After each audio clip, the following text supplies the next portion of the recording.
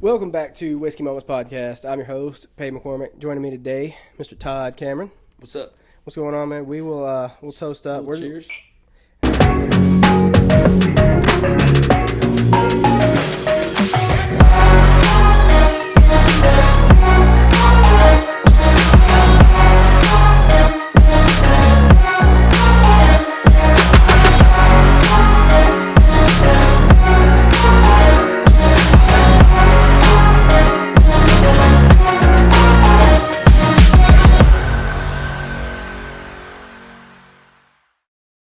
We'll get into it. So, are you originally from West Virginia?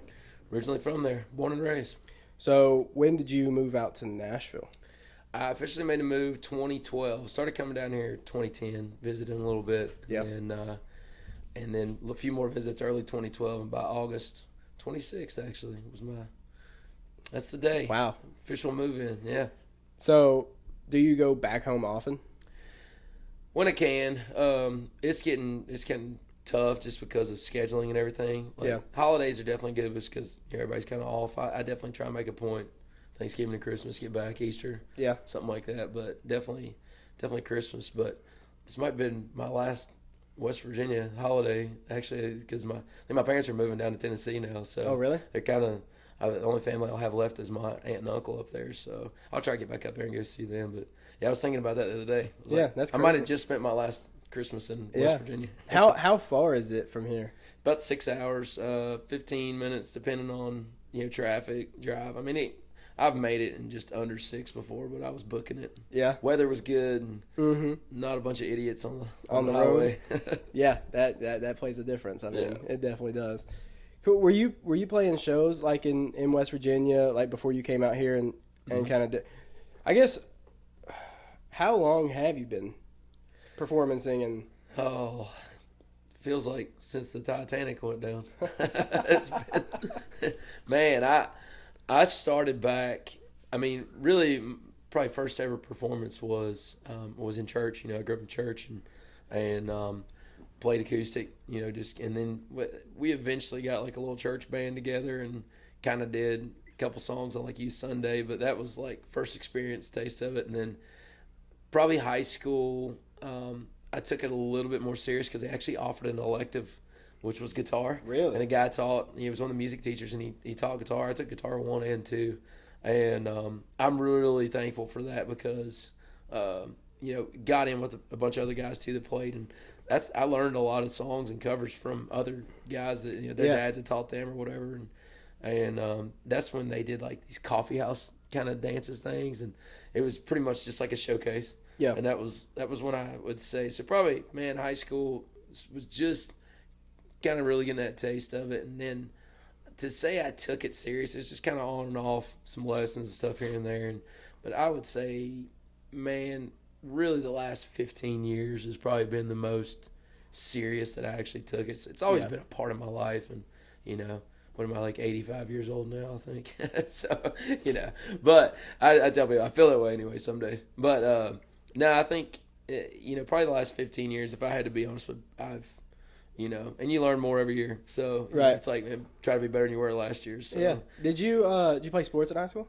Man, I actually quit playing sports about middle school, I guess. Yeah. That was about when I quit. I used to play basketball and baseball.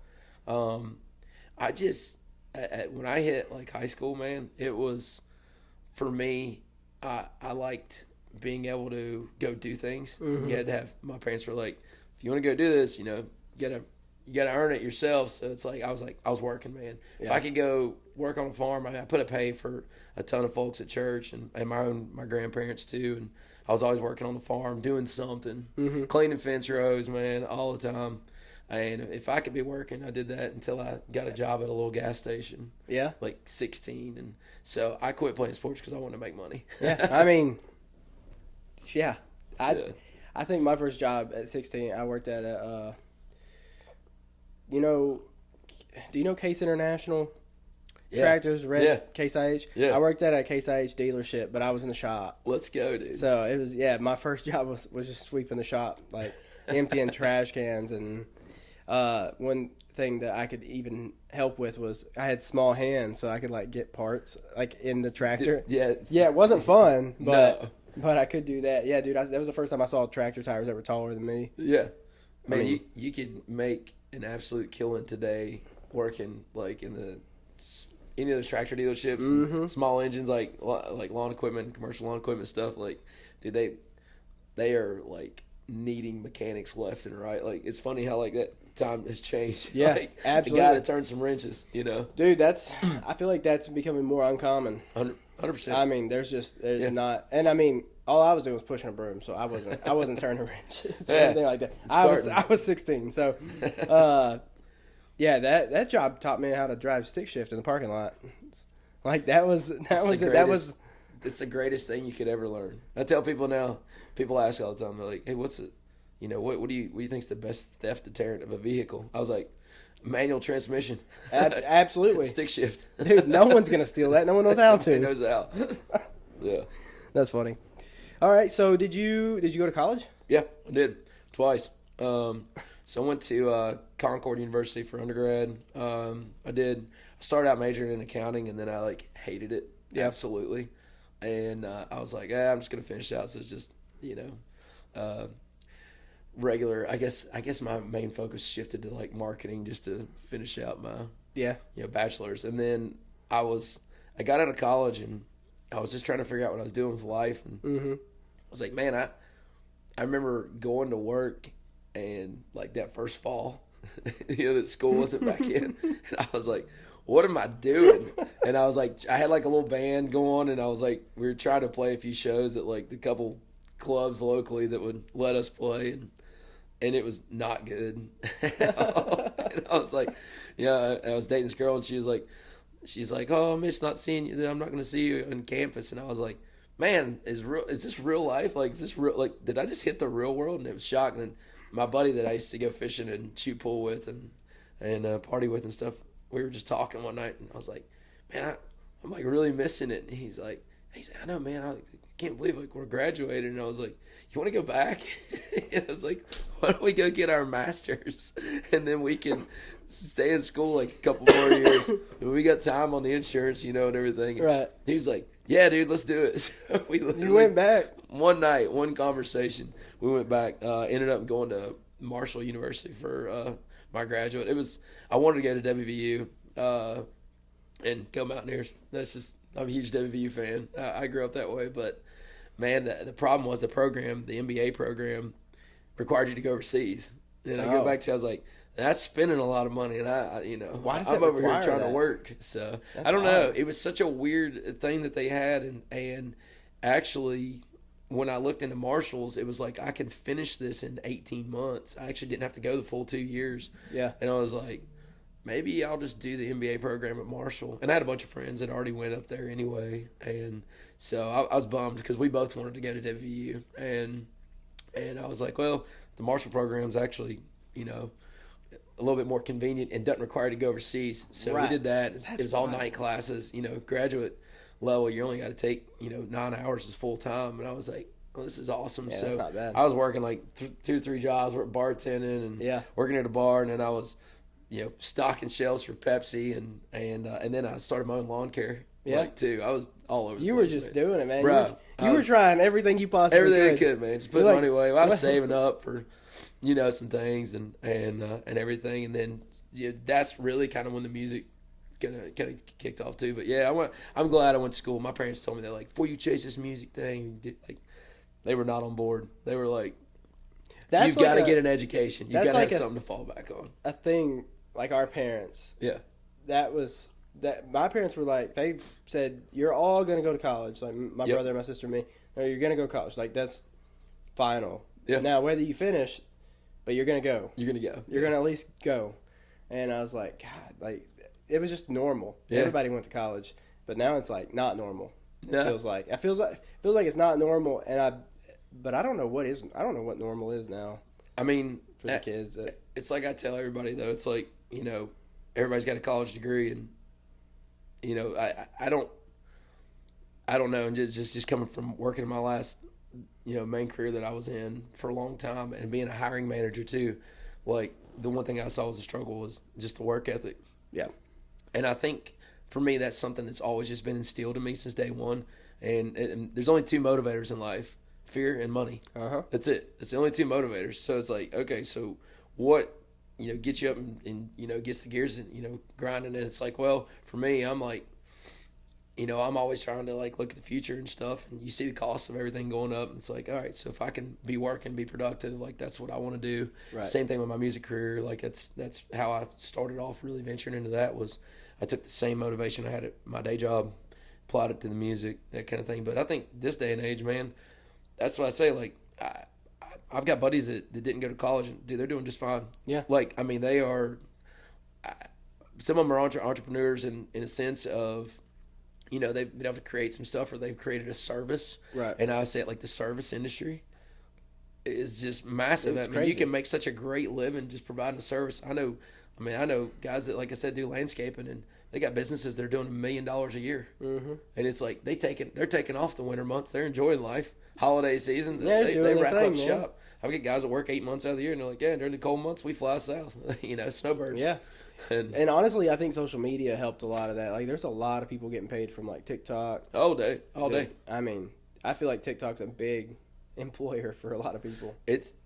I saw a guy the other day. All he does is go live and sell hats, and I was blown away at how many people were just sitting there watching him. He's like, he'd be like, Peyton, hey, yep, I got these two wrapping up for you, and he boxes it up right in front of you on the live, and he's like, thank you for your purchase, and he's just. I'm like, how is this guy? Like, he's just. Why are looking at people a watching screen. it? Like, why are people watching People just it? watching this dude box up hats. He's like, I got all these right here. And Buy one, I'll box yours up on live. Yeah. It's boop, boop. And he's like created his own like duck hunting brand of hats and stuff. And I was just like, this guy's got it figured out. And he's selling them. It was like 2 for $60, or they were like $35 or $45 each. And I'm like, dude, what am I doing? I charge $25 for hats. Yeah, and they're yeah, Richardsons. It's like, God bless. I see it. He's a kid. I don't know how old he is. I'm gonna call him a kid though. He makes fishing lures on live. Yeah. He just like makes them. But like every time I get on his live, there's like 200 plus people. Easily. I don't get it. I hate the social media aspect of life anyway, just because. One day you're up, next day you're down. Then one day it's like I fight that all the time, man. Yeah, TikTok especially is so weird. Like, you can have a video completely go crazy for no reason at all, and then one that you're like, this is gonna be the one, and it just tanks. Dude, you know what I mean? Like, it's dumbest video I've ever put up in my life. Literally, two dumb videos, but and as funny as it is, both of them shot 50 yards from each other. Like, in place. I go down to Cheatham Dam. I used to go down and go fishing all the time. That was just kind of my, like, space to talk to God and just clear my head. And I remember it was during COVID. Like, right when COVID was just kind of amping up. And that was just, like, my daily routine, man. Go to work. When I was working for Pepsi, they didn't want us in the office. They were like, go out and stay out in the field. Go get our drivers sick. Don't do that. Like, don't, go get exposed out there and stay away from the office. And I was like, all right. So we'd wrap up. We'd have 3 o'clock call every day, and then I'd be at my buddy's home gym working out. It was like, just jump on, do a gym workout. It was like, man, I had several hours left for a day. Dark. Nobody's doing anything. Everybody's paralyzed in fear. I'm just out here like living my best life. And I was like, I'm just gonna go fishing. So I was out there fishing, and I made this dumb video. I just got on TikTok. Alexander K talked me into getting on TikTok for the music thing. right. And I set up in my truck bed, and I had 2 fishing poles, like where the cattle guards go in. Every truck bed's got, and I let say, you want to see what these holes are for? So on this side, there was nothing in it. I said, well, let me show you. And I was like, they're fishing rod holders. 7-second video, just being dumb. And it's just me being lazy. I literally just stuck the rods in the side of the truck bed because I was just leaning on the tire, waiting for a catfish to take them off. And, dude, I got, like, thousands of comments and people like, this dude's living in the future. Like, what? Just funny stuff. Like, people, and it got me, like, my first, like, 2,000 followers. I had, like, 3 followers the day I posted this video. And got 1 million views. It was just blowing up. And I posted that video, and it was blowing up within 30 minutes. It was taking off. And I'm over here just laughing. It's the dumbest, aimless video. Like, nothing to it. Just me being. And then other people are like, this guy has no idea that I was like, bro, I grew up on a black Angus cattle farm. You know I know what they're is. for. I'm just like re-engineering something just to be funny. Like, take a joke. There's always gonna be like that half and half on there, dude. You never Haters, like, man. They always. That's all right. I'll be living and they'll still be hating. That's how I look at it. Dude, I love reading hate comments sometimes. It's fun. I've gotten, as I get older, like I just don't put up with it. Yeah. And I think this is something that's bad for me is like, everyone who comments, it's like, I got into it with a guy one day unintentionally. I was like, actually, dude, I'm just enjoying the engagement. I was like, because really, you don't know that if you really wanted to hurt me, you should have just kept your mouth shut and just moved on. Right. And then, sometimes I'll be like, hey, I don't know if you know this. There's a volume down button and there's a skip button. I don't know if they make that on the radio you're listening to, but I know I've got one, And I mean, most times I try to just leave it alone because these people just want attention or they just want to comment. But, in the way Jesus wants us to live, obviously kill them with kindness. But some days I'll be like, all right, I'm going to give you the attention your mom didn't give you for a minute. And I'm always like, man, if I tell a welder that his weld sucks and I know nothing about welding because I don't know how to weld, do you think that guy should listen to me? And I'm like, clearly not. I'm like, so, hey, man. You think I'm going to listen to you because you said my song sucks? And I'm like, we're all waiting to hear yours. Right. Exactly. One dude's like, well, I'm a songwriter in Virginia and offense, intended, on this. You suck, blah, blah, blah, blah. I was like, okay, dude. I was like, well, I want to invite you to Nashville.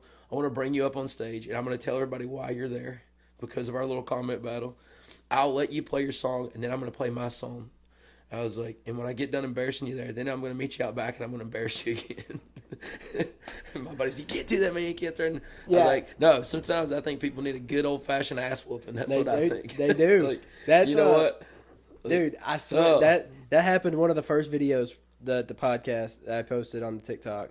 Somebody said something like smart, remark. And I had a horrible thing typed out to him. Yeah. And my wife's like, no, you need to just type it and erase it. And then so then I text my best friend, I'm like, looking for comfort, like someone tell me to post it. And he was like, don't do it, not on the podcast account. And I was like, you're right, I shouldn't, I won't. So then I did get one of my buddies to post it, and TikTok immediately flagged it and took it down. Oh yeah. And I was trying to allow it. I'm like, come on, let him post it. Approve. But it boosts your algorithm when people do that. You know what I mean? Like, I think it used to. I think, man, like, I've got a different view on that now. Yeah. I may be totally off on this, but it used to, everybody was like, oh, man, because the algorithm, you're right, it just knows that people are engaging, they're commenting and stuff.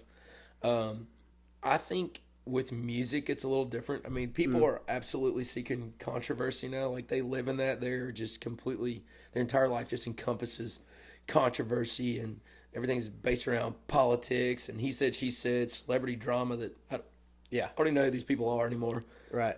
I live as much as I can. I'm trying to get off my phone now. And but I feel like something I've noticed from the music world is once you get 1 or 2 or 3 negative comments, it just feeds more. And I know everybody's like, oh, it's the boost. But is that really the boost that you want? Right. And I'm kind of challenging. Even my buddy who helps me out with a lot of my marketing, he came in with that same argument. And I said, I'm going to disagree with you because, one, again, I took criticism my entire life and I used to just take it and just, whatever. And then at some point, you got to stand up for yourself and say, hey, dude, like, until you're going to do it better than I'm doing it, I'm not going to take criticism from somebody who's not where I want to be and doing what I'm doing. Right. I mean, that I'm actually going to take it serious. I'll listen, but most of the time I just tune it out. I mean, because you're not even doing what I'm doing. But the thing I see is like a guy I watched him. He actually was on a podcast and he was talking about this and he was like, people are we the sheeple. Like they're sheep, man. They just fall in herds. It's like monkey see, monkey do, and that's literally what has kind of come in. And if you see this, like the haters will play comments, and then somebody else thinks that they got a comment. Well, they may not even really be hating. They're gonna write something hateful. They're only doing it because they want to get the likes of other people liking it. Yeah. And so really, the problem is people rush to comments now. I think it's one of the first things. So if you don't know me, and I put a song up, and I might be totally wrong on this and going off on a tangent, but if you don't know me, and one of my songs pops up, and you click in the comments, and the first 5 are negative, what is going to be your initial reaction to a Todd Cameron song? Yeah, that it's not. Because the first 5 comments were negative. And it's 5, douchebags that don't know how to live life and can't write a song anyway. They're just being those guys or girls, whatever it is. But now it's, if they don't like it, then I'm not going to like it. Yeah. So I'm kind of starting to shift my head about this. Like, for me, do you want 500,000 people following you, that 5,000 engage? Or would you rather just have 5,000 people that all 5,000 engage? And I think for me, I'm going back to this small group thing. I'm trying to really narrow in who's Team Todd and who's just an aimless scroller. Right. Like, even friends and stuff. There's some people that I've just kind of recently just hey man, they've even unfollowed. And I'm like, what did I I'm literally the least controversial person ever. Right. That's whatever. I've noticed a lot of people do and I just thought about this because of your point.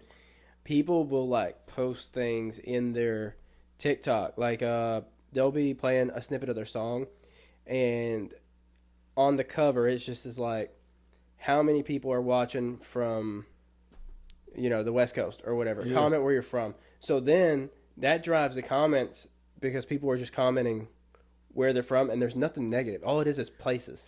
Yeah. But you're going to get 50 comments because everybody wants to tell you where they're from. Yeah. Where you at right now listening to this? Right. And I see that a lot, and I wonder if that is something that I think artists should definitely... you know what I mean?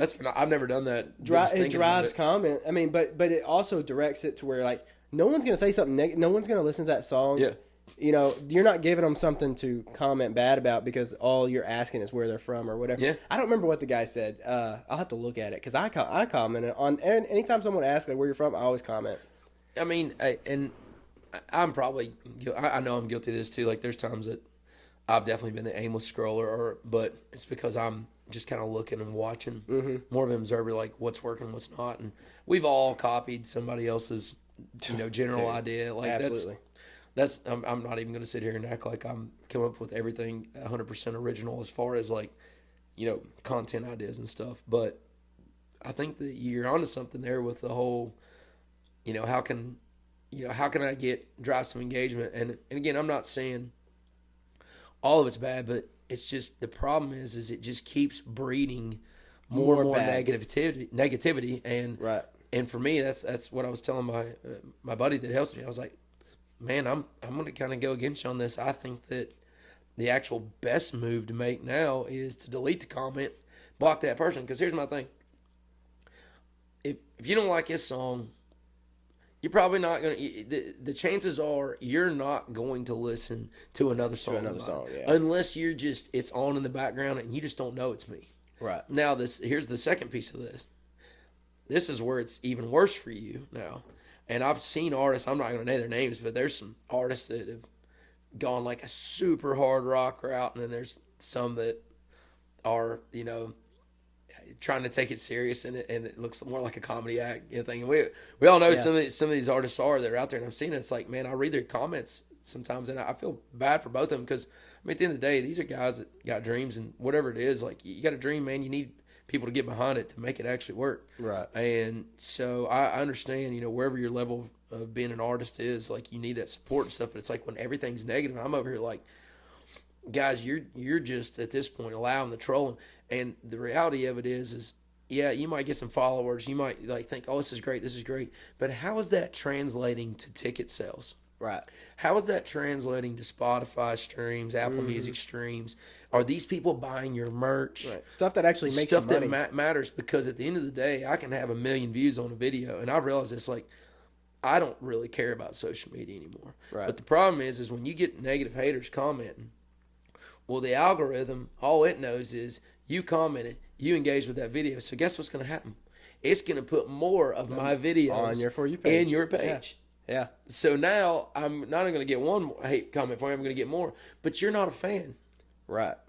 You're not doing anything for me. Right. So I don't know. I might be giving the world's best secret out here to new This is artists. it, But man. this Yeah. is debating. I don't know. I might be totally wrong, dude. I've been wrong about a lot of things. That's why I'm still independent after 15 years. I mean, but that's a good point. It absolutely is because just from the podcast perspective on TikTok, like if your video pops up, if I'm not commenting, I'll probably like and repost. That's like the minimum I do. I do like and repost, but then it may take a week or two, and then I'll see another video, right? Yeah. Because it's gonna pop up and it's like and repost. But then like after a couple, then I see like all your videos. Like they'll just and it'll be like videos from like 2 weeks ago or something. Dude, it'll just day. cycle it back in.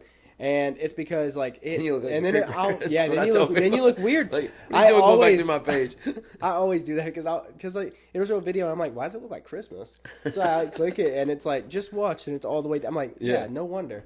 It's because it's like one of the videos that you got like 36 comments on, so it boosted me to that video after I liked and reposted like too. So yeah, 100%. I don't know, man. The algorithm's weird. It's such a strange thing this day and age. It's like I'm over here like, does it even matter? It's like people were buying likes for the longest time. Like I didn't realize that. I'm like, how are they getting so much? And for me, like I went viral with a song and I totally reached the unintended audience that I reached, and they're just not engagers, and it sucks. Like, and it's dropped a ton of. I mean, I'll first say it's like it's dropped a ton of views. It's dropped a ton of, just that interaction, reshares, and all that stuff. And the folks don't realize how important that is. And but now I'm like, how much this actually matters. Like the ones that do engage, they're following, they're buying merch.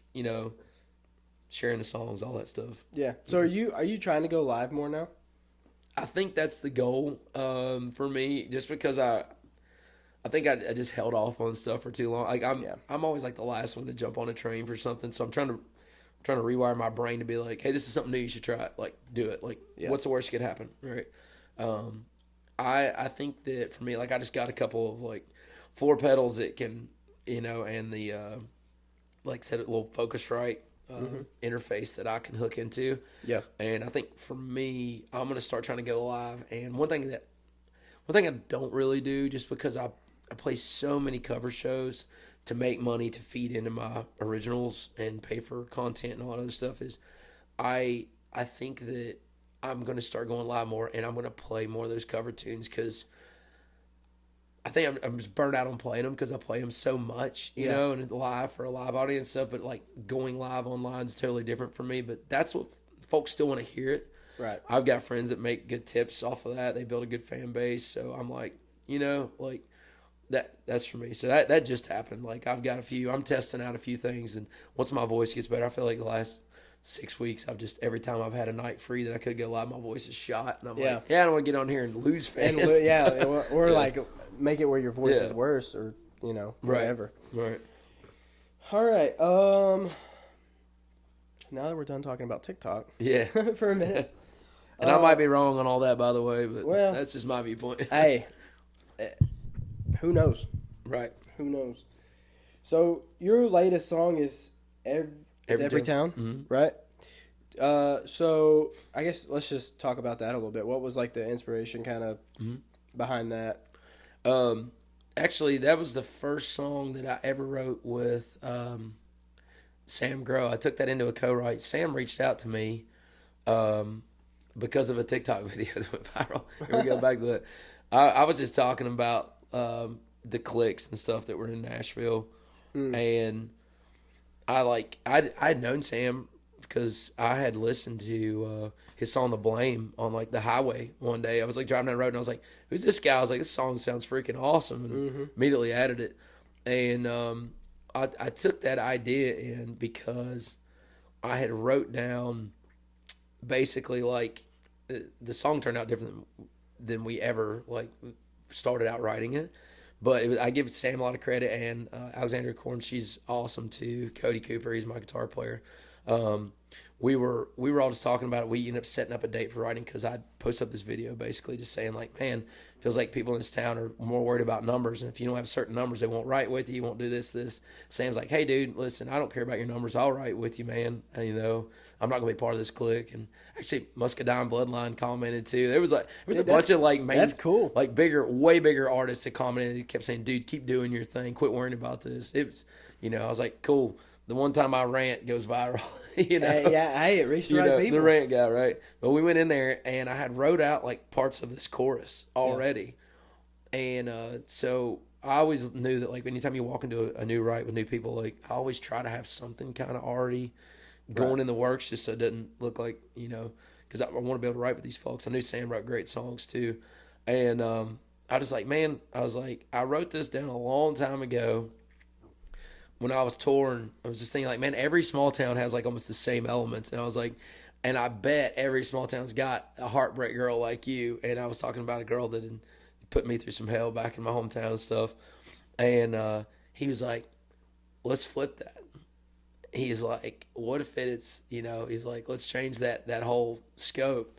And we ended up coming up, it's like, but, every small town does have this, but not every town's got a girl like you. And I was like, oh, dude, yeah, put the girl up on a pedestal, man. Right. Where she deserves to be, man. She's praise the girl a little bit, and I mean that's always been like a good theme in country music, And I was thankful for that, and like having Acorn there, she was great, and just kind of like bouncing off some of these ideas, and man, I think we wrote that song in like 50 minutes, dude. It was so quick. Wow. But it may have been just because it already had like a lot of the elements, and Sam was such a fast writer.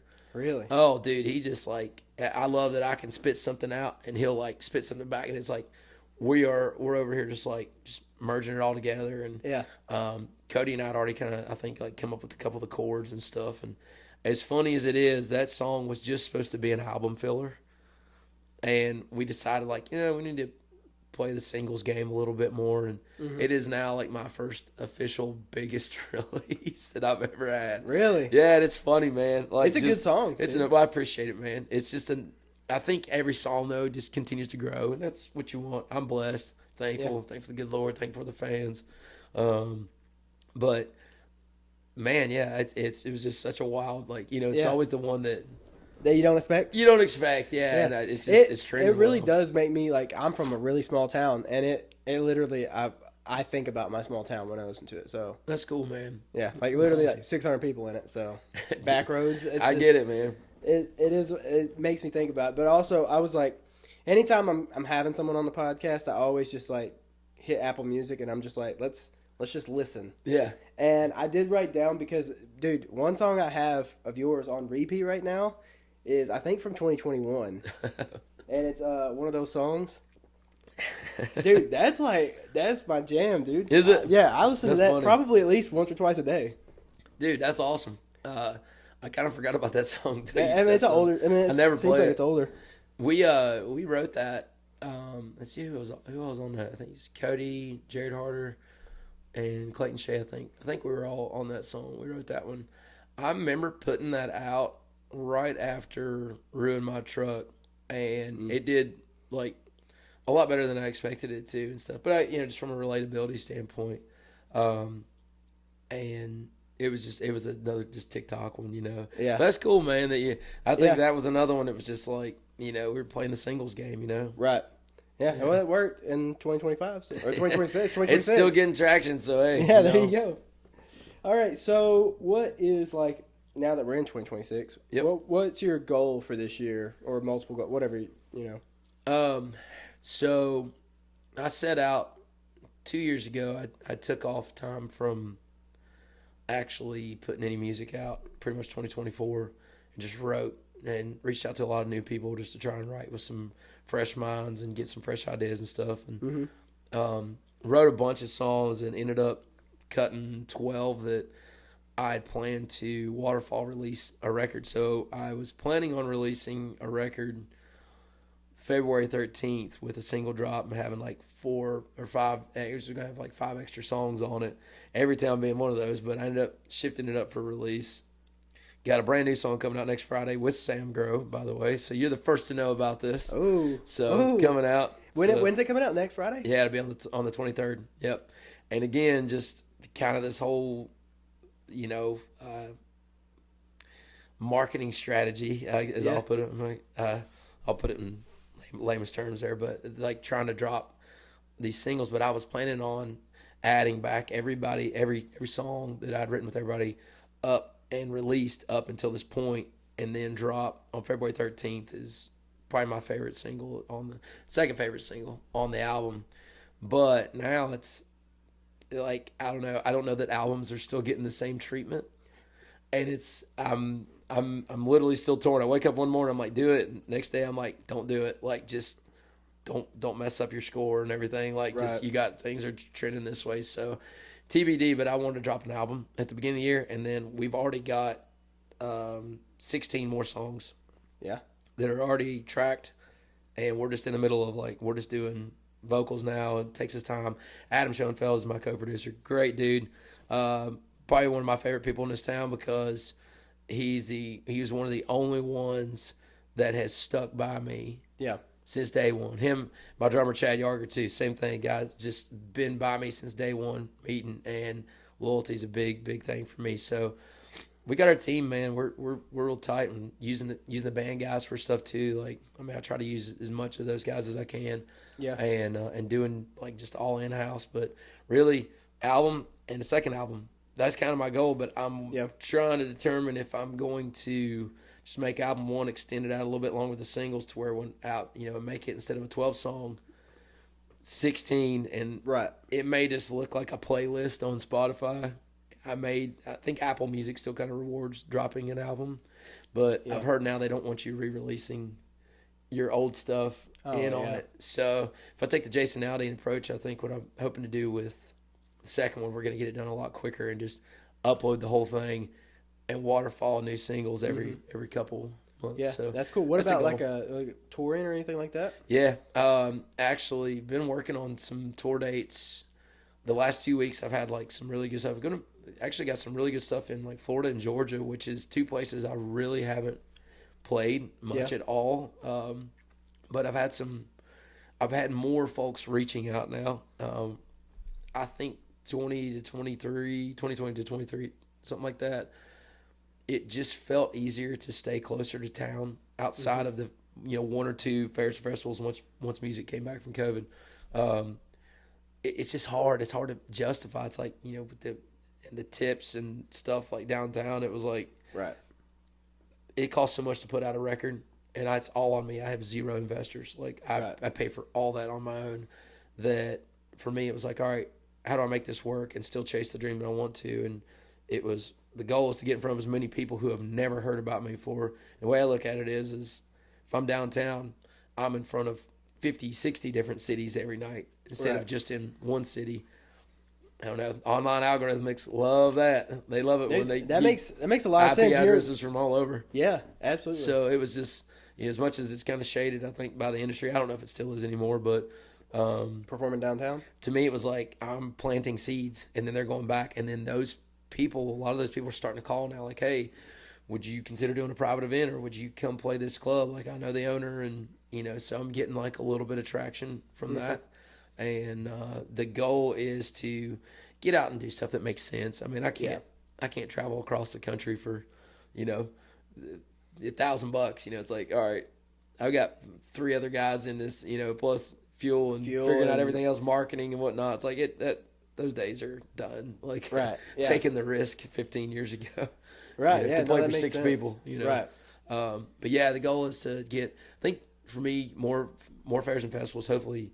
I love county fairs, man. Do you? Oh, dude, I love them. I love the people there, man. They're just, I think for some people, out there, and I respect this a whole lot. There's just a lot of folks that, they're working 6 days a week, man. They're blue collar, busting their tail, and for them to get to come out on a Saturday night or a Sunday, it's a big deal, and to to get some entertainment from the county, and the county provided. I just feel like some of those folks just appreciate it so much, and it means the world to them. Just take a picture, or they get a T-shirt. I got people still wearing shirts from 3 or 4 years ago, and I'm like, yeah, man, that's so cool. They'll show back up, and I feel like they appreciate it more. Yeah. Versus, just being another band passing through at a drunk bar. Right. I mean, yeah. I gotta look at. And listen, I love all fans, so I'm not putting one down to the other. I love those people, and for them, like I said, I think they just appreciate the value, and even though it may be some free entertainment, provided by the county, like I've just found that some of those fans are so dedicated, man, just great people. Yeah, absolutely. Yeah. That's cool. That's kind of what I had figured as far as like your goals were. I wasn't expecting like 2 albums, but. Nah, you're first, man. I'm telling you. I guess I'm Which, I mean, this is... letting the secret out of the bag a little bit. Well, as far as the song coming out, this episode won't air until next Thursday, so it'll be right before. It'll be right, out. or will it... Let's see, this coming Thursday or the one It will be this coming Thursday. Yeah, that's the night it comes out. Ooh. Oh. This will come out the morning of, so... Yeah. If you're watching... You'll get a heads tonight, it is coming out. It's a song called Life Out Here. That sounds good. I like. It's a jam. I have one of his songs saved. I don't remember which one it is though. You might have to blame or what's I know he's got. Sam's the king of albums. I give him a bunch of credit. He's got multiple albums. Yeah, and there's no. Let me tell you my favorite. Sam, if you're watching this, I'm gonna give you a little plug here, bro. The Manchester album is I remember I was going to Arkansas actually to go visit a buddy out there to do some hunting. I was just coming out of one of the worst seasons of my life, and buddy said, "Man, come out here." He's like, "I just went through some stuff too, man. Let's get out in the woods and do some hunting or whatever stuff." And Sam had just dropped the Manchester album, and I had maybe written with him twice, 2 or 3 times really, and I listened to that thing from front to back 3 times in a row. And then on my trip back to Nashville, I think I listened to it front to back 2 more times. Really? Truck in the Yard. It's jam, dude. All right, man. I'm going to check it out. Yeah. I'll check it out. It's good, man. I give him credit. That's one of my favorite albums. And I'm trying to get better at supporting my friends and listening to their music more and stuff. But I spend a ton of time just nitpicking and trying to adjust my mixes all the time. It's hard to find time. Flipping back to radio and then listening. Okay, did we accomplish that? Yeah. Right. In between. And then I'm on the phone. Windshield time for me, that's when I'm calling all my buddies, man. That's when I'm talking. That makes sense. You can't tell I talk a lot. No. All right, so I do a lot of Would You Rathers on the podcast, so I got a few written down. So we'll do the first one. All right. Would you rather be followed around everywhere you go by a personal fan club of tiny gnomes or a team of dancing flamingos? Wow.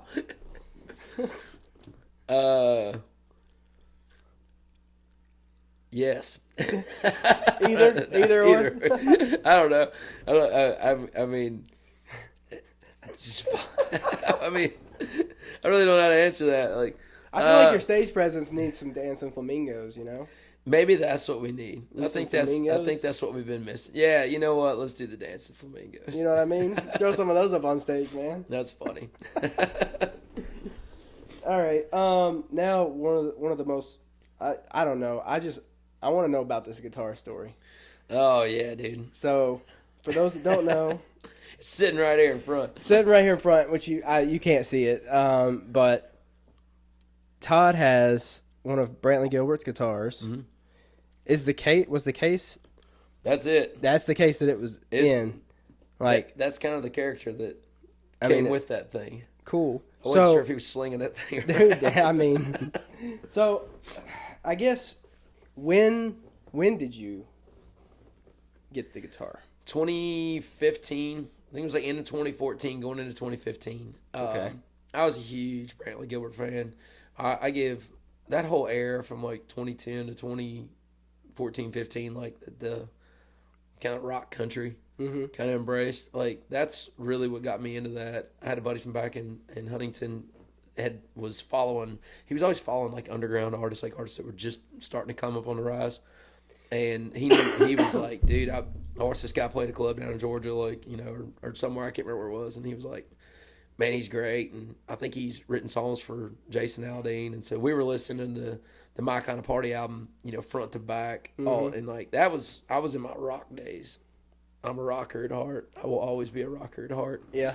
And moving over to country was like tough for me because I just was not into it. I was like, and then I was like, man, this is cool. This has got some driving stuff. You know, like I dig this. And so as I was playing, we were trying to do the rock side of things. It was like country was just making such a huge like comeback. And I went to an Eric Church concert in Huntington, and Aaron Lewis opened up for him, and it was freaking awesome. And I was like, I don't know a single song, but You're like, loving it. this is fun, man. Like this is a good time. And so I really started kind of making myself listen more and more and more. And so before I made the move down to Nashville in 2012, like I was already like a huge BG fan, and like I said, Aldine, Luke Bryan, like I was starting to listen to all that stuff. And then slowly the shows started kind of transitioning over to where it's like, man, we're playing more country. We're kind of mixing it up. And it's like, but bars would around, it was like, I started touring around West Virginia. I was like, man, they've got a lot more country bars and places that want country music than rock. Like I couldn't hardly find a spot to play rock. And I was like, all right. So started doing all that, and we started incorporating Brantley's stuff. And I was like, man, I was just a huge fan of his and what he was doing. And like I said, that whole outing thing. And he wrote a bunch of songs and stuff. So, man, I started noticing the guitar he was playing. I was like, you know, that time when I come to town, like, you know, that whole rock country, the bro country thing, like, you know, FGL was cranking, Jake Owen was cranking, like, all those guys. Yeah. And it was like, all right, like, you know, I was seeing him playing this guitar, and I like looked it up, and I was like, man, I'm trying to figure out. So I had a guy that I used to do music and stuff with back in the day. He got this connect to a guy named John that was the A&R for Peavy, and Peavy had bought Composite Acoustics.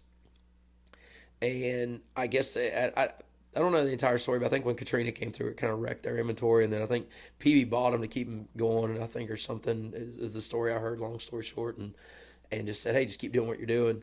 And man, I mean, they're composite, dude. You can go freaking row a boat with them and turn around and play that night. You know, like what was nice about it is like the wood is affected so much by temperature and stuff. Right.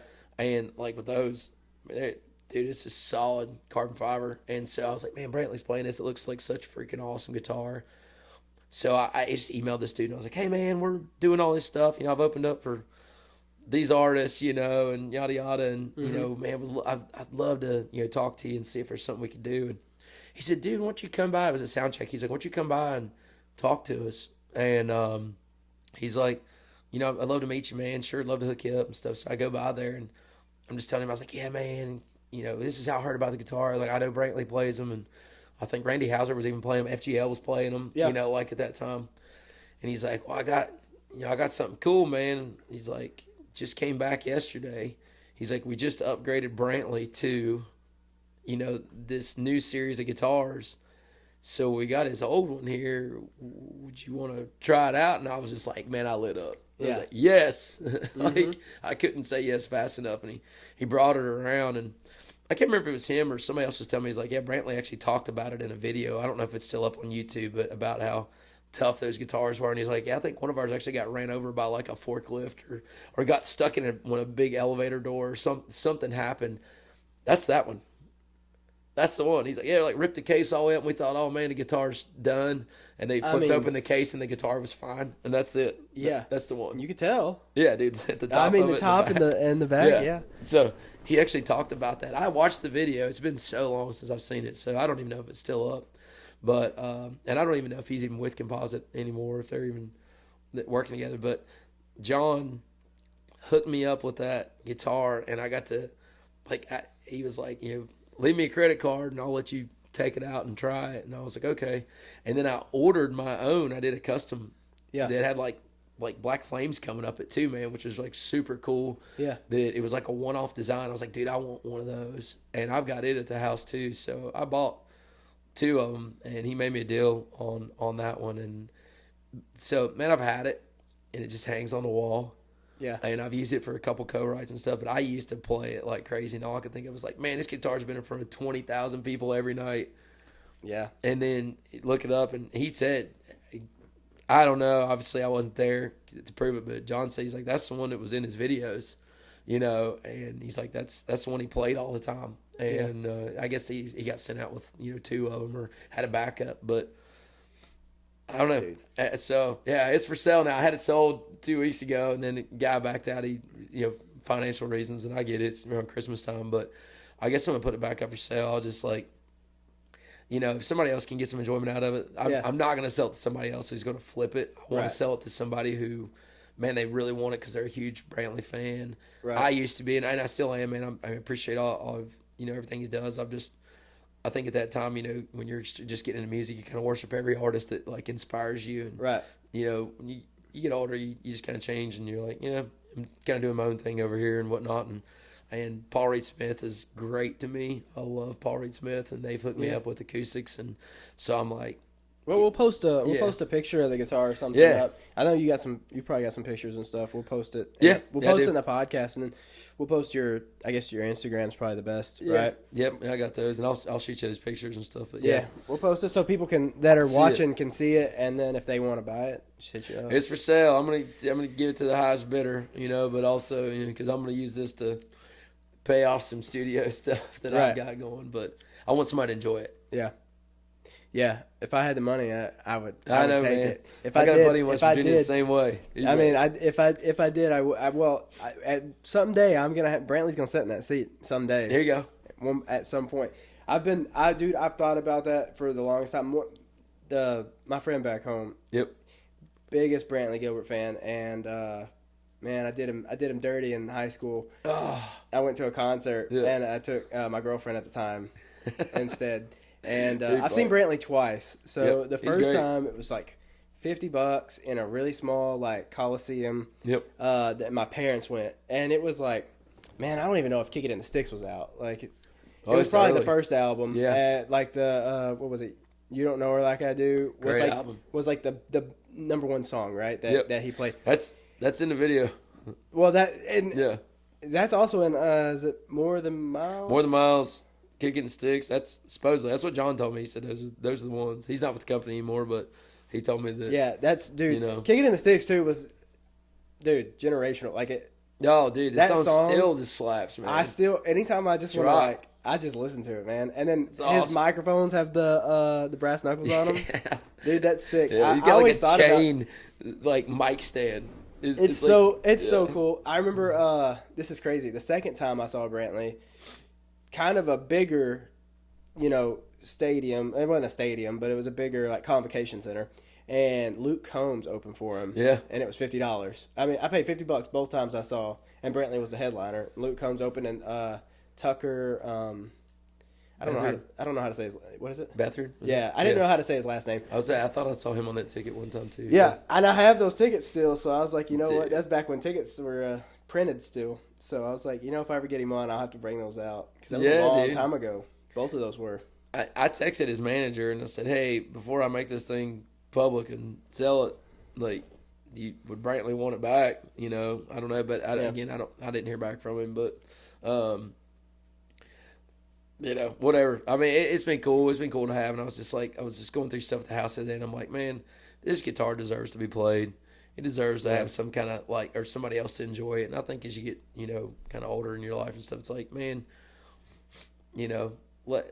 having things just to have them, it's just not really my thing anymore. It's like I try to use everything I got, and I'm trying to condense down. And so I was like, man, I'm gonna put this thing out. But it is a really cool piece of memorabilia, from that. It is cool. I was on like the Hell on Wheels tour and all that stuff. But I'm just going off what John told me, and he told me, he's like, yeah, man, this one was used and all that. And I was like, I can't believe he gave it up. But I think on the deal that they had was these guitars were just out, with them, and then they got to turn them back in. Yeah. So that's a cool story, dude. It's like a once in a I got lifetime more thing, hits too. on that. I had more people message me trying to figure out, like, bro, where did you get this thing? Like, how did this happen? I was like, well, it's a crazy story, but I kind of talked my way into getting an endorsement.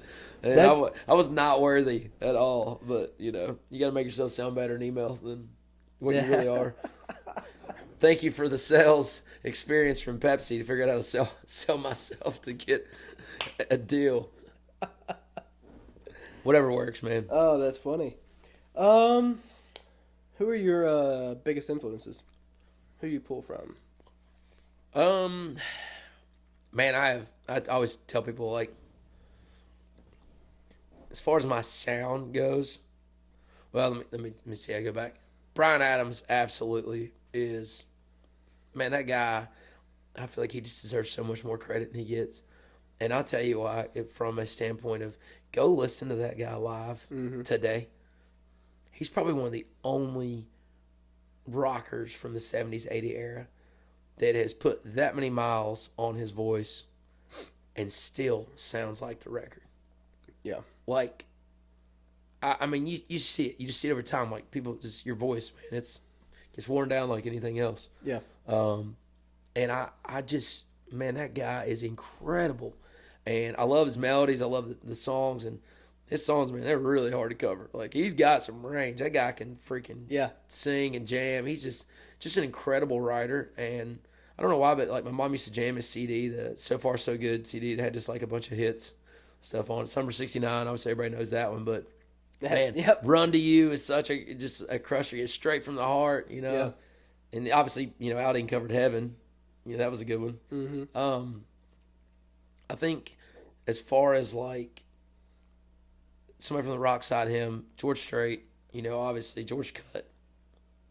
Well, I mean, how many number ones he got now? Too many. I think it's still going. You know, like I was a big George Strait fan. I used to listen to him, Clay Walker. Like I was a big fan of Clay back in the day, and you know, there was Tracy Byrd. I used to listen to all those guys, and you know, then like I said, I shifted to the rock era, and Matchbox 20, Goo Goo Dolls kind of started kind of shaping a little bit. Some Tom Petty, and I tell everybody I'm like mixture of that. And then I just say from the modern, I mean, I think Aldean cuts some of the best songs that are written in this town. I mean, there's, you know, Morgan, and obviously Hardy writes a bunch of stuff. You know, I mean, I could name a bunch of modern day guys too, but I'd say if I have to get back to my classic guys where I draw a lot of inspiration, it would start with like Brian and you know, George. Yeah. Those kind of guys today. Even like I said, Three Doors Down and Tom Petty and Aldean, I kind of mash all that together and just kind of pull that way. Melodically, lyrically, all of it. Yeah. Yeah. Ooh, so now the hard thing is if you had to make your Mount Rushmore, who are you gonna put up there? Who's your all-time favorites? Oh man.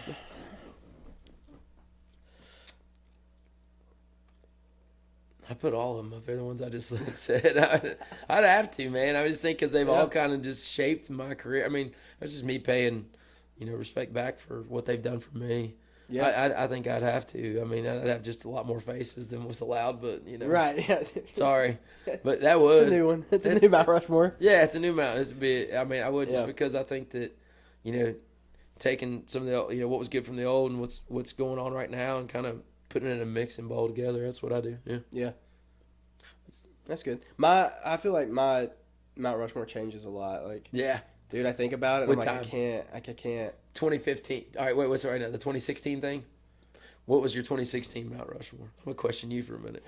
Well, first off, I graduated high school in 2016. There we go. So, man, I don't even know. Well, actually, I looked it up. I looked up the top songs of 2016 not too long ago to see like what was up there. Closer by Chainsmokers. Such a good song. So that's got to be one of them because that song was iconic. Dude, that was such a good song.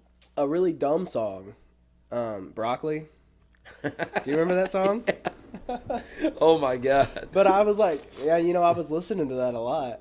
I wasn't smoking, but I was listening to it. So that was like the thing that people did. Excuse me. And man, I don't know about. I'm trying to think of like what country songs were popular in 2016. When did Red Solo Cup come out? I feel like that was back. Was it close to like 2010, 12, something like that? It might have been. Maybe. I don't know, dude. I have no idea.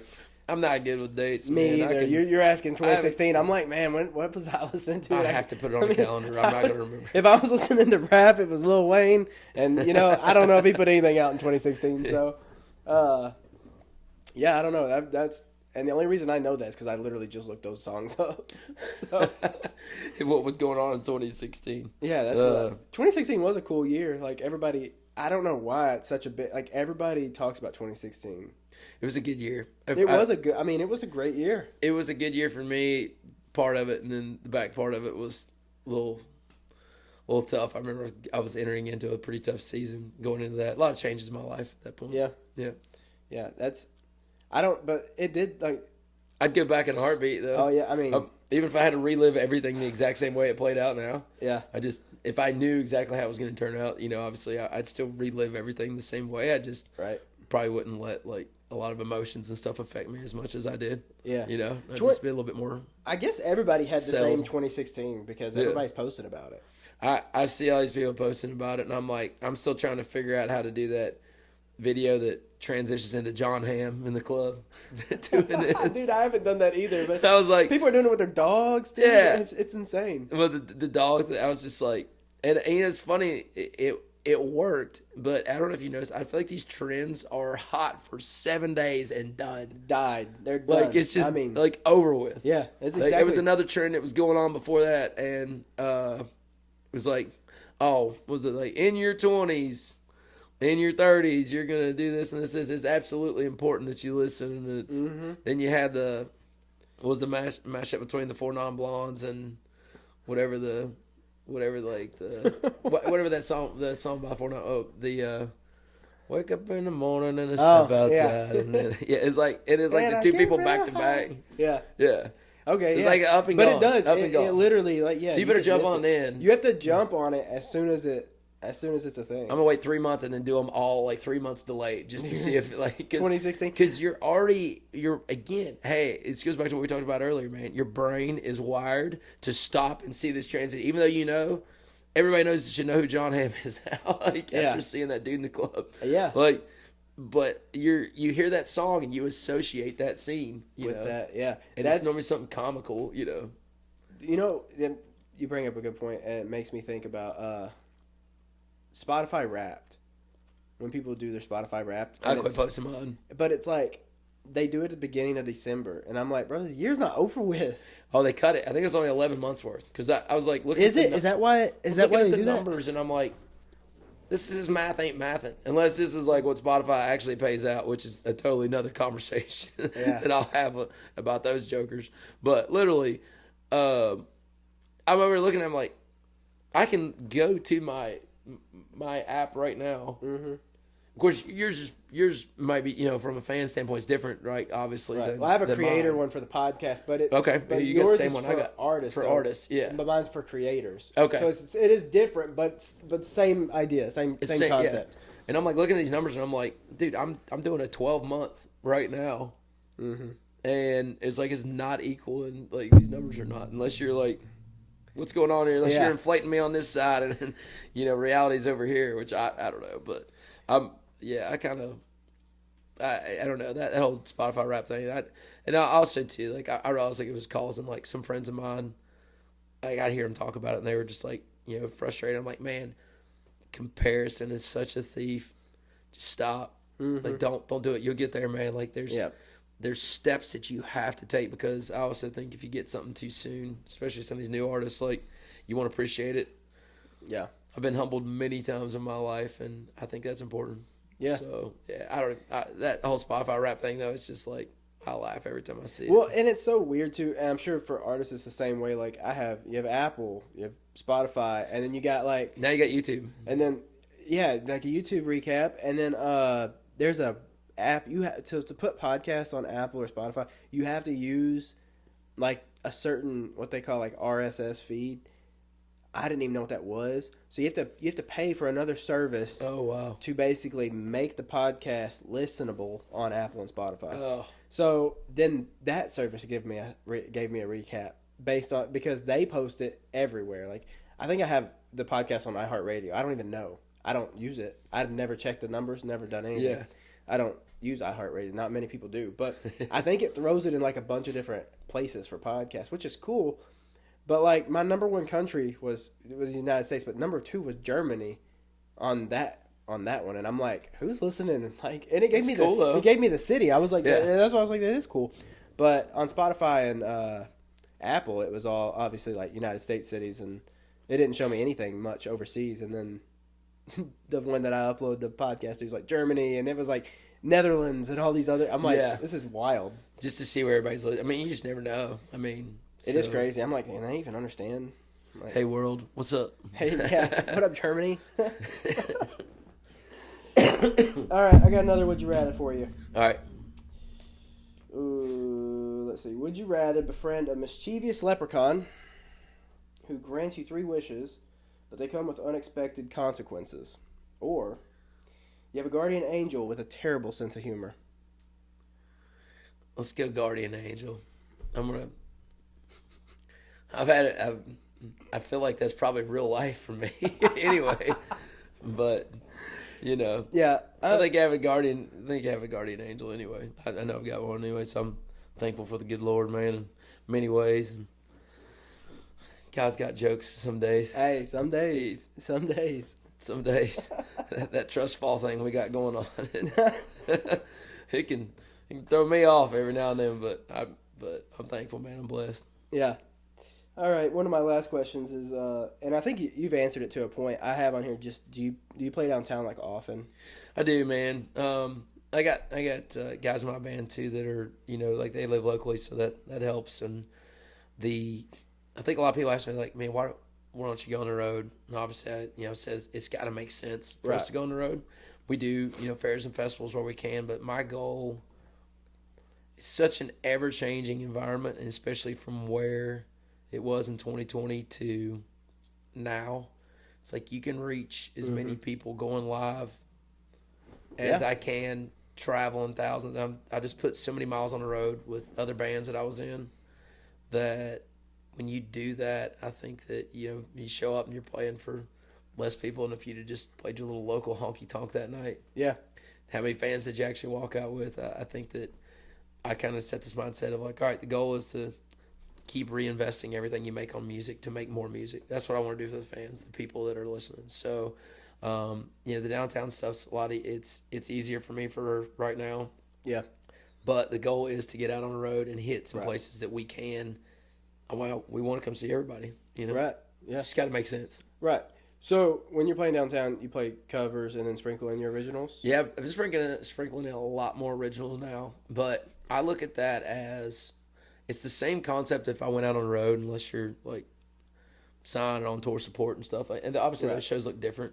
When I go back and play my hometown, I play all my originals. Yeah. I might play one cover. It's typically either Country Roads or Toby Keith's Courtesy of the Red, White, and Blue. I'll do that. And those shows are fun. But if you've never seen us, and especially in this day and age, everybody has a 3-second attention span. Mm-hmm.